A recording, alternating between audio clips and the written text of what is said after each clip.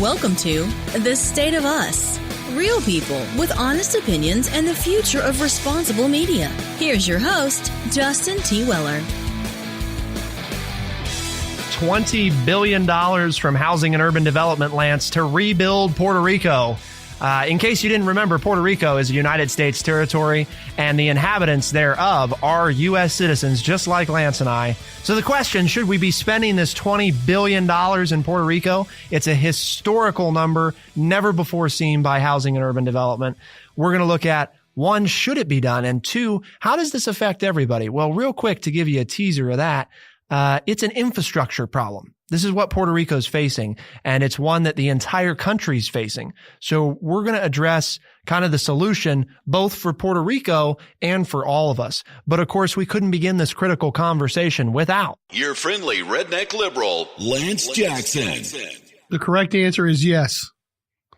We should. Okay. Yes. Now to build on the original question, though, because I agree. Yes, we should be spending money to rebuild Puerto Rico. Should we be spending it the way that it's going to be spent? That's what we're getting ready to go into. That's a different question. I know. See, okay. All right. I started off with the easy one, Lance. Had Thank you. to ease me into it. I know you were good. I'm ready. I know the listeners were good, but you and I needed I'm only answering what was stated. I won't steal your thunder. Me and our new producer needed eased into it. So we're referencing information from the New York Times. The article is entitled Rebuild, No, Not in Barrios of Puerto Rico. It was in the front page, from the front page today. And so that's what we're looking at. Thanks to the historical patchwork of homes built and exchanged informally across generations, nearly half of all residents in Puerto Rico, according to studies, lack the clear titles to their properties that would allow them to take out housing reconstruction loans, sell their properties legally, and move to safer neighborhoods. So half of them, Lance, right around half of Puerto Ricans don't have a clear title to their property. Just think about that. It's crazy. With crippling debt and a poverty rate that is double Mississippi's, Puerto Rico has tried to resolve these problems on its own for years without success. The billions set to be spent by the Federal Department of Housing and Urban Development in the coming months for an island where more than 90,000 homes were destroyed represents the largest such grant in the history of federal disaster relief efforts. Hoping to make the most of it, Puerto Rico's governor has come up with the outlines of a proposal for new development across the 110-mile island. On September 20th of 2017, Maria made landfall on Puerto Rico's southeast coast. So we're talking, Lance, now. We're going on, right? We've got a year and a half. We're going on 2 years. 16 months. 16 months. Since the hurricane hit. Yeah. So, and when we talked about new estimates show that we could be talking about around 4,000 dead, U.S. citizens dead from this. Mm-hmm. It ravaged the island, this territory of the United States, where we've got American citizens. So this proposal, this $20 billion, okay, the idea here, Lance, is that nobody's going to be forced to move, so they can stay right where they are. However, there's a catch to that. Because of federal regulations, if those people who are living in flood-prone areas won't be given any public money unless their homes comply with new flood protection standards. So Lance lives in one of these barrios. He has no title to his house, and it's at the bottom of this mountain, these two mountains, and it's prone to flooding. He gets no money from the government unless he wants to bring it up to flood safety standards for flood-prone areas, which, of course, they're not going to give you all the money to do. I was going to say, my problem is that bringing it up to code to get the few measly dollars I'm going to get will not cover what it's going to cost me to make those repairs. And gee, we're talking about the poor neighborhood. Right. So people don't have money anyway. I mean, they're offering an alternative, though. Well, yeah, but I think this is interesting. These neighborhoods began in post-war Puerto Rico when the island and American military installations needed workers. And so the workers came out of the hills to go to work, but nobody supplied any housing for them, so they built their houses themselves. So it's like, okay, yeah, you can come work here, but don't have any housing for you. We're not going to provide any housing. So for the last 45 years or 50 years or so, put it together on your own. And now there's a big hurricane and we'll give you money, but yeah, you have to do it our way or you don't get anything. So the alternative that is being offered. I'm sorry, there's something wrong with that, dude. Yeah. I know you're skipping over and going over it, but there is, and I'm not trying to. No, I think we're going to loop back to it. Okay. All right. Because there's a bigger. Because I got a real problem with that. I know. We've asked these people to sacrifice. And they did. And they did. And now we're going to take care of them. Exactly. Once the problem comes. Right. Because the reason, and this is important to remember, the reason that these barrios, it's not that they're stupid and they built them here because, they wanted to live in a flood prone area. It's because, like Lance said, when they moved in to do this work, they were taking the land that nobody else had taken and just making a home out of nothing. Because nothing was provided for them. There was just a job there. Right. So these were people that wanted to work. Yeah. And are willing to work. So they looked for the easy place to clear some land and build a home and a community, and that's what they did. Now the problem is that, and this is, Lance and I have talked about this before, to what extent should we be spending money to rebuild places anywhere, continental U.S. or otherwise, where we know, again, it's not a question, we know it will either be hit by, a tornado, a hurricane, it will flood, a wildfire, because it's been hit, 10, 20 times in the past, whatever it is. It's historically an area that is going to take damage from storms. So the alternative that the government is offering, Lance, is they can move to new apartments elsewhere for free. So you can stay here and we won't give you enough money to bring it up to code, but we'll give you some money if you bring it up to code, or you can go to this new apartment in a much safer area. And we're not talking about off of Puerto Rico. This is all in Puerto Rico. So they can move, to higher ground in newly built apartments, whatever that might be. The trouble though is that it's if the apartments are available, and the plan's kind of vague at the moment. So it's like, well, we kind of have a plan, but we don't exactly have it ironed out yet, and we don't know if there will be enough apartments. Right. So you can move. Maybe. If you want. Right, maybe. And you can trust us because we're the same people that have been trying to destroy your neighborhood for the past 50 years. Well, in fairness, these people aren't the ones that brought the original generation in, most likely, right? I mean, the people. I don't know. The one dude quoted in the article 77. Well, yeah, he's the OG, right? Yeah. He's been there. So the guy with the machete who said, this is my deterrent, how I keep them from taking my home. But here it is. It says, when the shacks didn't collapse on their own, the police would come out and tear the houses down, hoping to force the residents out of these barrios. The pattern continued even as the houses became cinder block and concrete, and the settlement grew into a neighborhood. So now these same people, i.e. the government, are coming in and promising the persons that have torn their homes down or tried to rip up their neighborhood. They're saying, okay, we're going to move you out to these apartments and you'll have a piece of paper that says it's yours. Yeah, really? I'm going to trust you? You're the same people who have been trying to destroy my home for the last 30, 40, 50 years. Why would I trust you? And the interesting thing about this new plan is that it almost is kind of a similar to proposal to what got them in this situation in the first place. Because get this, right? It goes on to explain the plan wagers, Lance, that provided with enough incentives, for-profit developers will build the necessary housing and infrastructure, bringing crucial jobs with them, which, as you outlined, is not that far from why these poor neighborhoods happened in the first place. Right? Because Correct. There was a job. People came to take the job. They took whatever the cheap housing was, or they built cheap housing. So this is the other, I wonder, how are they going to make sure that the people that need it the most get access to these? Because we've had problems anytime the government runs things. I mean, we take the Affordable Care Act, for example, right? The whole debacle with, there's a bunch of people that wanted to go use it, and the website had terrible problems for so long. And that's not bashing on the ACA. That's bashing on the government's ability to execute accessibility to programs is horrendous. They have a very bad track record. And here's another government program. Yeah. And I'm supposed to just turn it over to you when your history is not conducive to success. Right. And I look at... Now, my alternative is I have to continue to live in a very bad area with very bad health conditions and not much of a place. But what do I have? I mean, before we go too much further, why would I stay there? Well, you're offering me a chance to get out, right? Yeah, you have, and where I'm living is not a good neighborhood.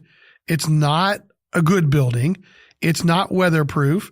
And it's likely to have damage in the near future, right? It's your community. So why am I staying? It's your community. Because those are my people. Yeah.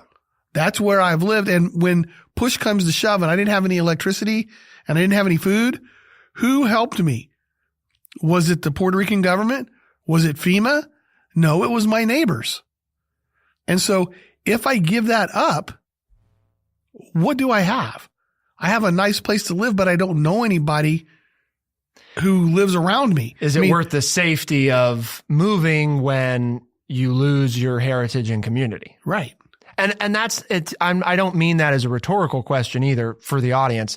I'm asking seriously, like, is it worth it? And the problem is, Lance, I would assume that the answer is different for different people, because maybe you're parents, right? And you have small children. Right. So maybe Lance and his wife make the call that my kid's safety is more important to me than this community is. Living close to grandma and grandpa and everything else, I'm going to get them somewhere where they're safe. But you have grandpa with his machete next door who's lived here his whole life.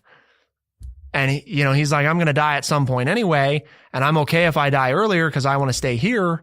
And that's where I get into, it's not necessarily that that's the break for everybody. That's an example of where you could have people that have diverging ideas about whether or not they're okay with.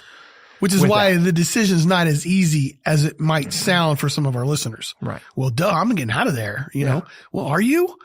Because everything you know and the people you know and your church and your spiritual community, everything is there. Mm-hmm. And now we're going to take you someplace else and your kids' friends. Right. And you don't know anybody. There's no guarantee. And there's really no guarantee that it'll actually exist. Right. Give up what you know for what you hope to get. Yep. And so that's tough. That's a tough decision. It's tough.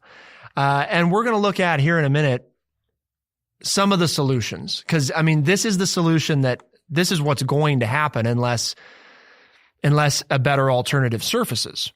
Now, I will give it a little credit in the respect that Lance and I have talked about before.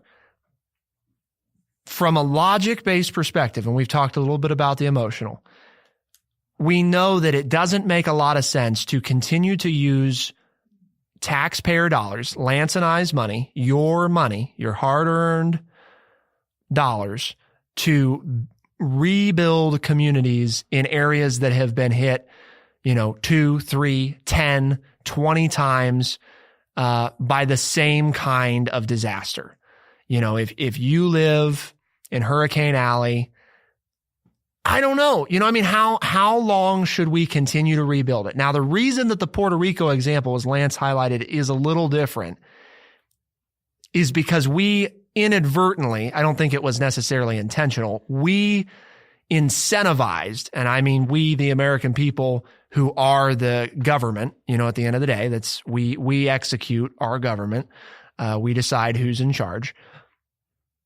We incentivize these people to live here. So there's a little bit difference in responsibility where we didn't necessarily incentivize people to live in Hurricane Alley, or we didn't necessarily incentivize people to live on the east coast of Florida, southeast coast of Florida, down by Miami. Now maybe we did. I'm not saying there aren't situations where we've done that in other cases, but I think there's definitely, with broad brushes, we know, Lance, that logically it probably doesn't make a lot of sense to continue to spend outsized resources on these people because they choose to continue to live in that area. So we're going to talk about how to balance this emotional / responsibility we have to not just leave these people out to dry versus the financial obligation that all Americans, certain Americans shouldn't get a completely outsized financial benefit over others because they choose to live in dangerous areas. So we're going to talk about how we could balance those, what solutions exist. But of course, before we do, Lance, we need to remind people why we're here, what the goal of the TrueChat network is, and what we're doing here on the State of Us. Well, it's on the wall. It is. Oh, I have to read it though because they can't see it, right? Right. Well, I don't think so. The government can see everything. So I know. It's watching right now. They're here with us. It's watching. It's sentient now? Yes, okay. Yes. TrueChat's mission is to educate people by providing honest, open, and respectful conversations. And if people think that we're not doing that, it's their job to keep us responsible. Right. They call you, they complain about you, and they don't complain about me because I'm just doing what I'm told. I thought we gave them your home phone number. number. And if I said something wrong, it's because it's under duress. Okay. Yes. I'll have to pull up your cell phone number. I think they contact TrueChat, don't they? TrueChat, yes. ORG. They email ethics at TrueChat.org, right. ethics at TrueChat.org. And of course, if you want to engage, you think Lance and I are way off. We don't need to care about these people. It's not our job or something else. I mean, whatever it is, we want to know at TrueChat.org on social media. So it's TrueChat.org on social media. Try to make it easy to remember, Lance. I think it's pretty easy, right? TrueChat.org. It's that silent E. Yeah. That's what gets people. Is that what gets people? People try to get rid of it all the time. I know. Like, it's spelled T-R-U. True is spelled T-R-U-E. You know what it is? It's True TV, the channel, They screwed it all up because they dropped that E and now everybody thinks, True, T-R-U. Yep. Nope. It's not that's not grammatically how we spell it. We have the silent E. That's right. The silent E is present because we believe in, I don't know. The real spelling. Grammar. Of words. That's right. Yes. Okay. So what do we do, Lance? What's the solution? Their solution, right, is you can have a little money if you stay where you are, if you bring your house up to code. But the money we give you won't be enough to bring your house up to code. And this is repair. normal. I mean, that's right. If you're going to get federal dollars, that's what you have to do. Yeah. Or you can move to a brand new place for free. But as we talked about, we've got these people here. So the bigger issue is we have crumbling infrastructure in the United States. This is not an uncommon problem. We have lots of neighborhoods, right, like these barrios, that are impoverished, that we've tried to address before by building new housing. Yes? Lance is our senior historian. So we have, Chicago comes to mind, right? Yes. We build these new high rises. It'll be great. And instead, literally the opposite happens. It becomes an even worse slums, an easier place for the drug lords to take over.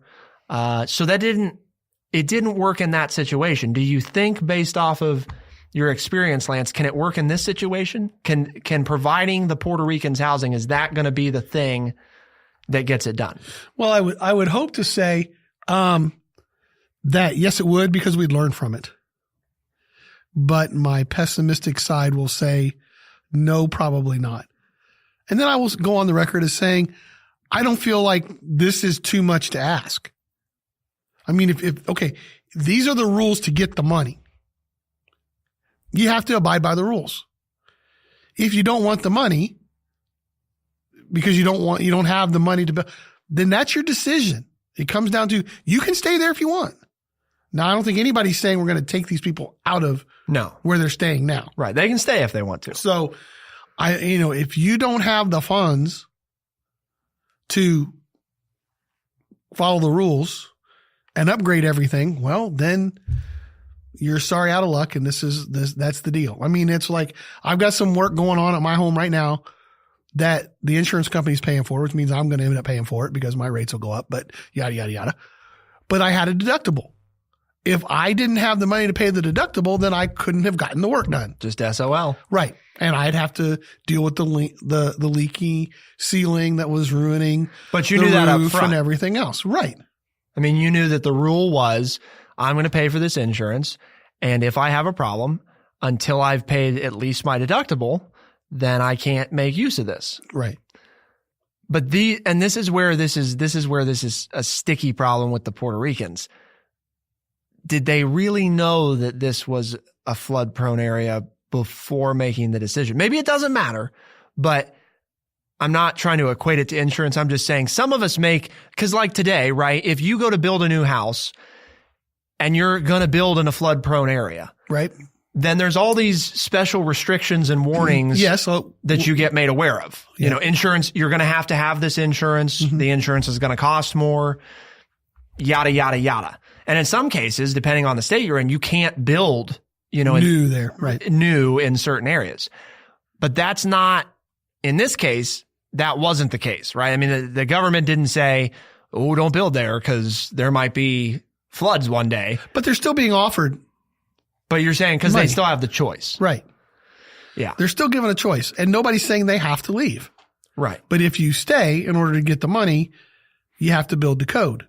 I understand that. And if you can't, then you either stay and get nothing or you leave and get a free apartment.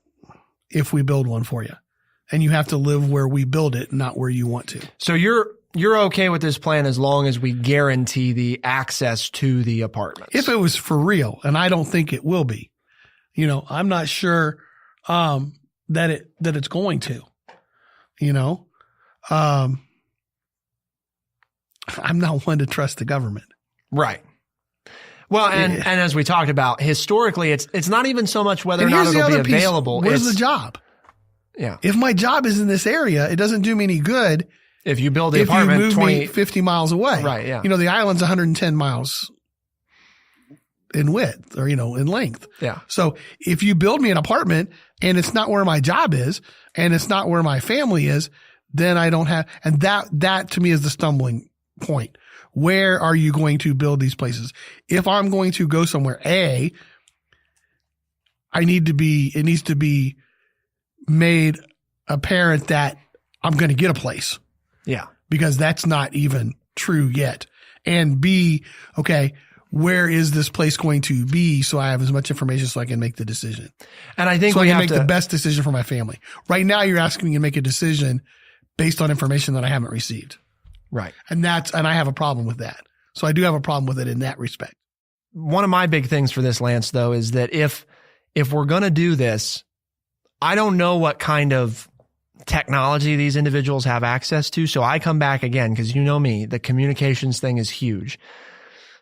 I had a hard time, and Lance knows that I'm not typically somebody who talks about struggling with technology. I mean, we're running a podcast network, so, Mm-hmm. But I had a difficult time getting my health insurance figured out. And this was like 2 years ago when I had it. So this is way after the website problems were supposedly all figured out, right? Right. It wasn't super clear. It wasn't real easy for me. Mm-hmm. So this gives me some hesitation in how are we going to make sure that people know that this is an option? And how are we going to make sure they really understand what the option is? Because those are like, to me, it's not even the rest of this program. I mean, we could debate all that, but that's where I think the whole thing's going to fall apart. Is I'd imagine either people don't even know it's an option, or if they do, they don't understand real plainly how it's going to work. And not because they're dumb, but because we have a history of making things really complicated when it comes to these kinds of programs. It sounds like, as we read the article, if you read the New York Times, read the complete article in the New York Times, the government really doesn't understand how they're going to proceed and get this done. Well, we're going to start doing this, and then there's option A and B, and option B, if you choose it, will probably be okay if we find enough contractors to do the work. But we're not sure where it's going to take place. And then, so there you have it. That's so right. What do you want to do? Anything else you want to do with the government, as you say. Mm-hmm. But the problem is infrastructure. And I know you briefly wanted to touch on that. And that is a problem throughout the United States, not just in Puerto Rico, but in all of our small cities and major cities across the country. Is we have infrastructure, much of it which was built during the New Deal and the Great Depression.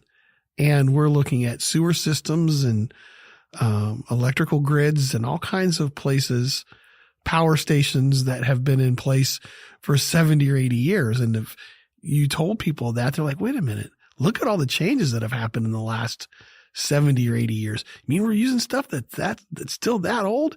Yes, we are. Because there hasn't been the funds. I mean, I know in our fair town, you've looked into it.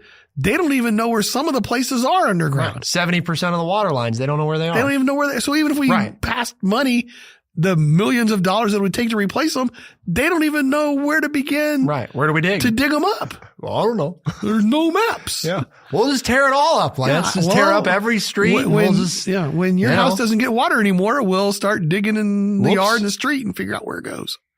And our town is not infrastructure is a big issue. Right. Right. This is not an unusual problem. And we're better off than some. Right. I mean, granted, it may sound bad that we don't know where 70% of them are, but you've got, I'd imagine, municipalities that have either no records or records that aren't at all accurate, of anything. We at least have someplace we can start. Right. And start to connect the dots a little bit. And in fairness, there's programs out there that you can purchase to figure these things out that don't cost, they're still seem outrageous, but relative to what you gain, they're not very expensive. So I guess I'm okay with the Puerto Rico program, assuming that they can shore up the nailing down what the plan is. It sounds okay so far. How mostly. well they inform people. Right. Well, and it's nice that they're spending this kind of money. Yes.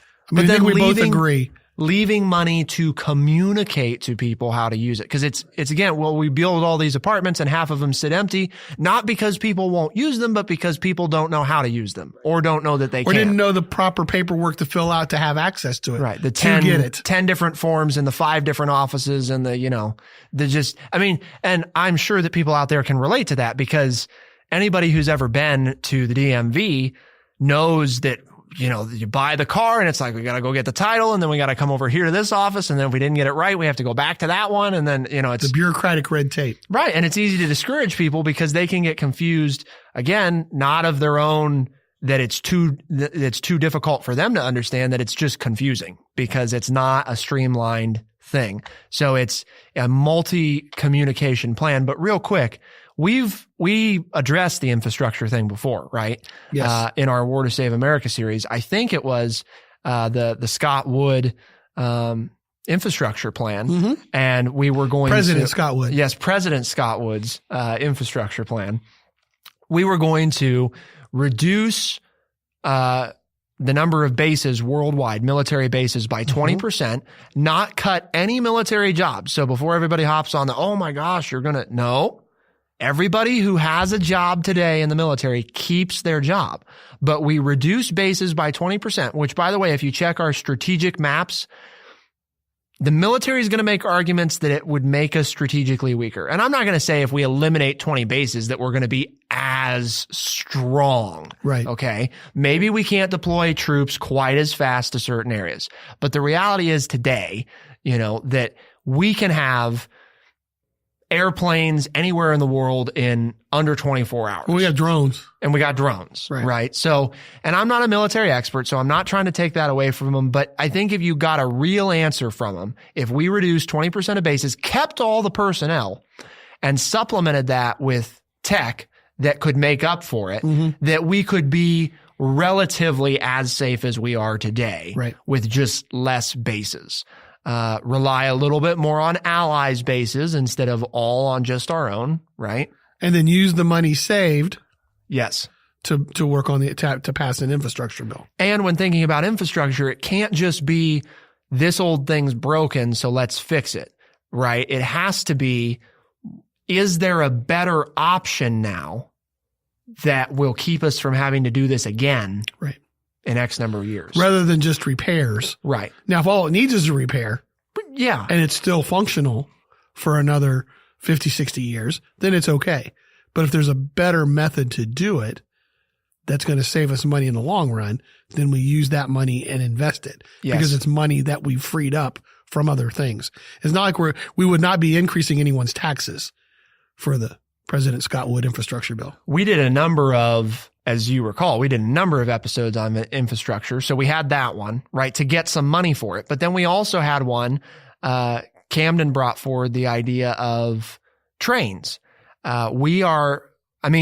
Historically, we used to be like a nation of trains. That was the big, you could argue that was the thing that enabled us to become a world power for a short time. Without that mobility that we were able to achieve, we never would have become one nation and been able to move goods. Although now it's almost the opposite. We're really weak in rail in comparison to the rest of the world. Very weak. Amtrak, which for those of you who don't know, is like technically like a private company that's funded by the government, so it's really just an entity of the government, and as much as they try to do some good things, most of the services are running on old rails, so they can't all use high-speed trains, and the schedules aren't very predictable because they've given preference in different areas to traffic instead of trains. Mm-hmm.